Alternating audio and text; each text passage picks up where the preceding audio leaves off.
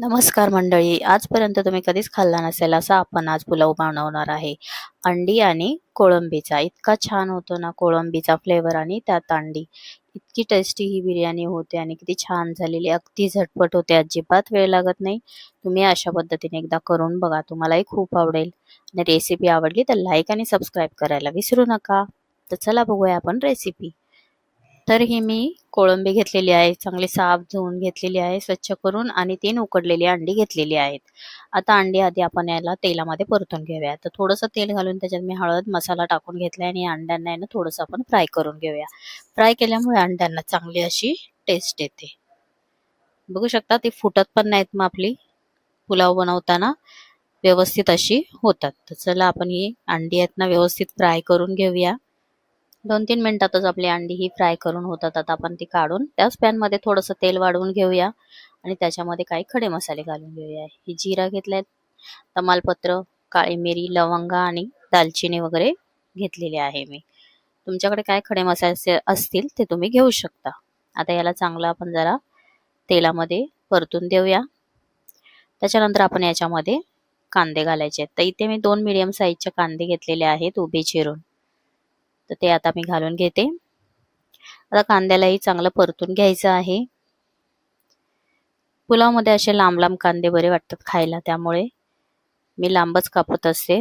तुम्हाला नको असतील तर तुम्ही छोटे कापलेत तरी चालतील. तर इथे एक टोमॅटो घातला आहे मी.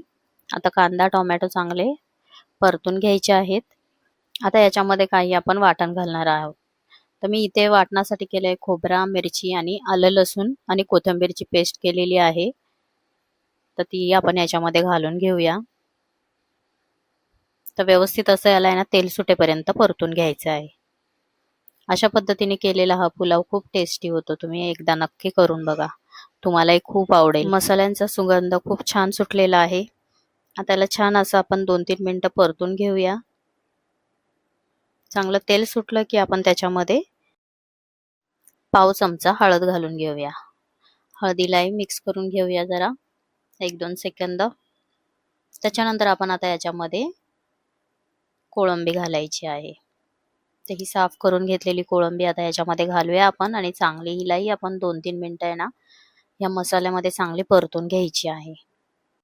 त्याच पद्धतीत आपण नेहमीच बनवतो, पण एकदा या पद्धतीने बनवून बघा. तुम्हाला खूप आवडेल हा पुलाव. इतका टेस्टी होतो ना की लगेच संपून जाईल. तर बघा मस्त अशी आपली कोळंबी पण परतून झालेली आहे. आता त्याच्यामध्ये आपण तांदूळ टाकायचा आहे. तर इथे मी बासमती तांदूळ नाही वापरले. तुम्हाला जर बासमती हवे असतील तर तुम्ही बासमती घेऊ शकता. मी इथे कोलम तांदळाचाच बनवणार आहे. तर आता हे तांदूळ आपण याच्यामध्ये चांगले परतून घेऊया.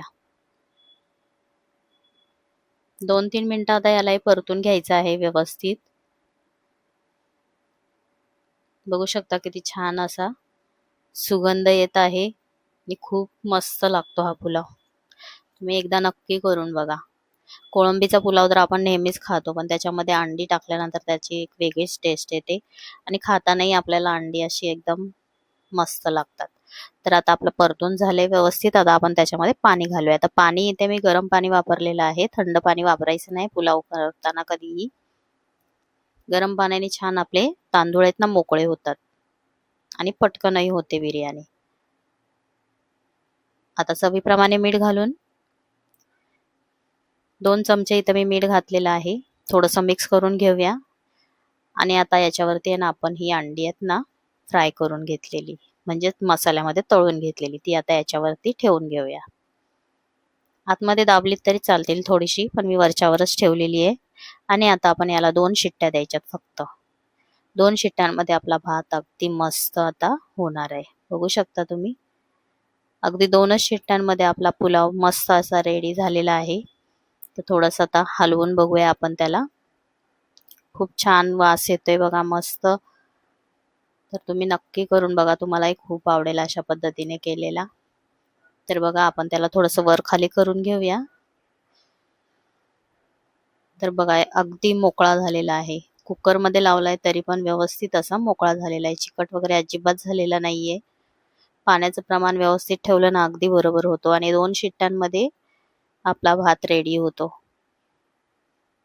तर बघा कसा मस्त झालेला आहे, कलर पण खूप छान आलेला आहे. तर तुम्ही अशा पद्धतीने नक्की करा आणि तुम्हाला जर ही रेसिपी आवडली असेल तर लाईक आणि सबस्क्राईब करायला विसरू नका आणि कमेंट्स करून नक्की सांगा तुम्हाला कशी वाटली माझी ही अंडा आणि कोळंबीची रेसिपी. अंडा आणि कोळंबीचा पुलाव तुम्ही एन्जॉय करा. बघू शकता किती छान झालेला आहे. मस्त असा मोकळा झालेला हा पुलाव. नक्की करून बघा. व्हिडिओ पूर्ण बघितल्याबद्दल खूप खूप धन्यवाद.